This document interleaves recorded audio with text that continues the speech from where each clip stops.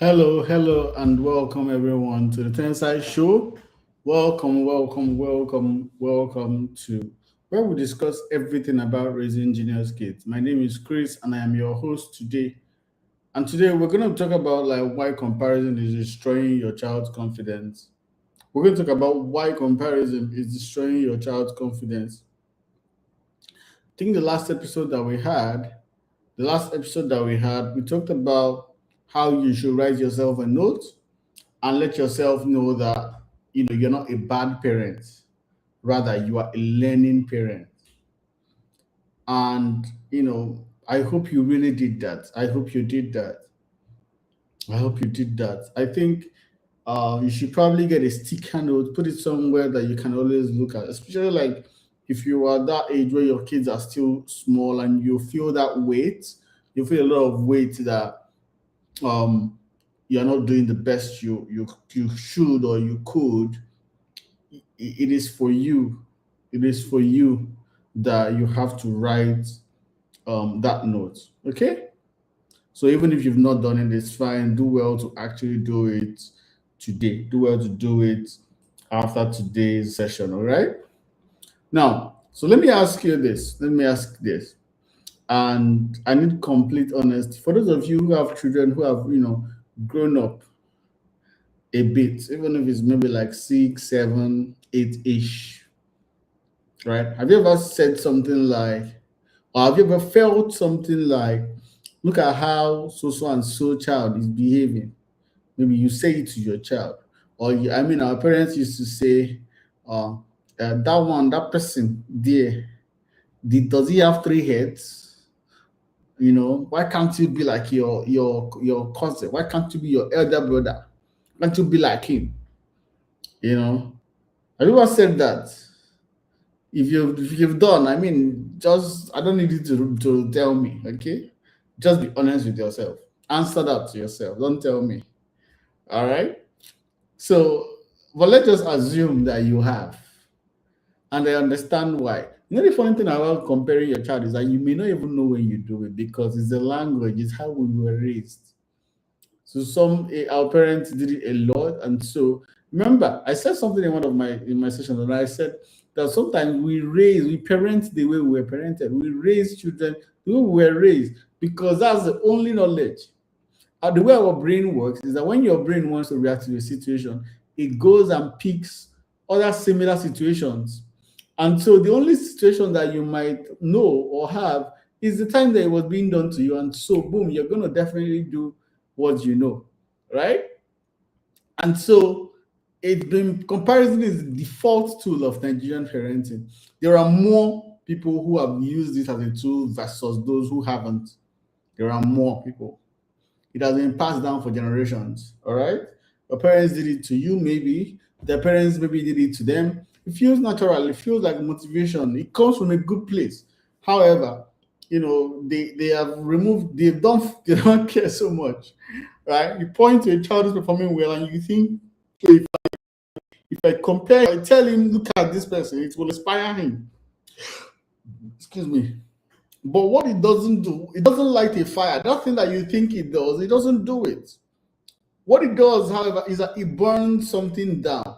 And so let me explain exactly what comparison does to your child's brain, right? Because once you see it, you can't unsee it. Once you see it, you can't unsee it. The first thing it does is that it teaches your child that love is conditional performance, that you have to be to. When you say, look at Tunde, what your child hears is Tunde is better than you. And the logical extension of that is that, oh, I would love you more if you were like Tunde. Or, you start hearing, I'm only good enough if I'm better than someone else. I'm only worthy of praise when I outperform. And that's actually like the root cause of a lot of low self-esteem in adults today. It comes from that because they've always been compared. The second effect that it has is that comparison kills intrinsic motivation. Intrinsic motivation is basically like when your child wants to improve because they want to, like, it comes from the inside. So when I say it kills it, it means that your child stops trying to improve for themselves and start performing, right? They start performing. You know why? Because they feel like when that happens, that's when they're going to get your approval. So they're not learning because they want to learn. They're learning because they want you to stop comparing them. Yeah, it happens. And the moment the approval stops, the moment it stops, the effort stops too, because the motivation was never internal. It was always about avoiding your disappointment. And so whenever they feel like you're not concerned, or you are not, around, or like this one doesn't concern you, you're not going to do anything about it, boom, they just lock up. The third effect is that comparison creates resentment. It creates resentment, not inspiration.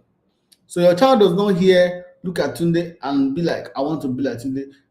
They will hear it and say, Tunde is my opposition. Tunde is the person that my parents loves more than me. So Tunde, therefore, I hate you. Right? Or they will say, I hate myself for not being like Tunde. So you're trying to motivate, you're trying to motivate them. But what you're actually doing is that you're creating resentment towards the other child. There's a lot of stories of bullying that come from the fact that one child is doing better than the rest, and so their parents have compared them, and so that child sets it up and says, I will deal with this child.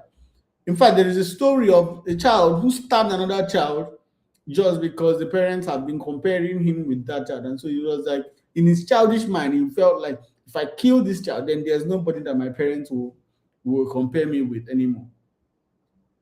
Right? And so, you can hate the child and all of that, but the parents sowed that seed.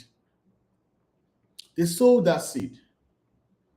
So I want to ask you something. I want you to think about your own childhood, because the best way to understand child psychology is not even really that hard. Or understanding children is really not that hard. It's just really about putting yourself or thinking back to the time when you were a child and all the things that you are doing right now. Think about how you felt when it was done to you. Think about how you felt in your chest, in your stomach, that feeling, that nasty feeling that you got. That's what your child feels every time that you compare them. And so it doesn't matter that you mean well, the feeling is the same. The feeling is the same. Do you understand? Are you following? Type yes in the chat if you are following. Type yes in the chat if you are following. So, what do you do instead? What do you have to do instead? What do you do instead? Because, if you don't compare, what could you do? What could you possibly do to actually help your child to improve? Right? What you want to do is you want to turn your child to compare themselves internally. And so you have to train your child to use themselves as their progress map. And so you could say something like, last month you struggled with reading. Now look how much smoother you are now. Or like, remember when fractions confused you? You just solved 3 of them in a row. Or you were like, yesterday you made your bed by yourself. Today, why is it so hard for you to make your bed now? There's no outer body. It's just them and them.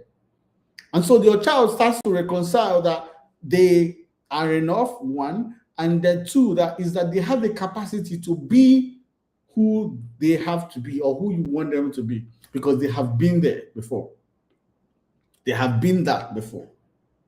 Right? So what this does is that it builds that genuine confidence, it builds that intrinsic motivation, because your child is competing with who they were, not somebody else. Your child is creating a version of themselves. They're trying to improve the version of themselves. And they can always win that competition, because any growth counts, any improvement matters. So the progress is there. They're not using another person's misfortune, another person's story or success to try to draw a parallel to their own life. All right? So I need you to understand that this is it works really well. It works really, really well. There was a girl whose mom, she constantly compared her to her older sister. Sister was very, very smart, always getting straight A's, top of the class. Everything came easily to her academically. But the young girl, the daughter, the younger one, she was very creative. She wasn't as, she didn't get a lot of A's, but she was smart as well. But she made up stories. She was creative. And so every time the parents got the report card, she would be like, you be writing nonsense stories. Look at your sister. She's getting all this, all of that. And so, like, that kept happening, kept happening. The parents thought that they were doing well for her. And so, like, at age 11, when the girl, like, had gotten into secondary school, she just stopped trying entirely because she just felt like I'll never be good as my sister. So she now had this inferiority complex, right? She now had this inferiority complex, right? And so, like, she was one of the people that we worked with. The mom brought her, signed up both her and her sister for us to work with.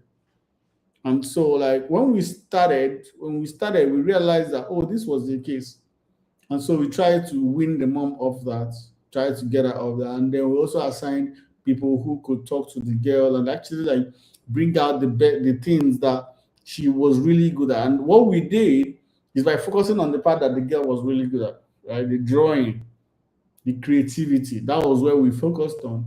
And so we started to use that to bring up her confidence, to bring up her confidence. And we also told the mom, as a matter of, try to be praising this girl's strengths. Like, shove that comparison. Just try to keep praising this thing that this girl is doing very well.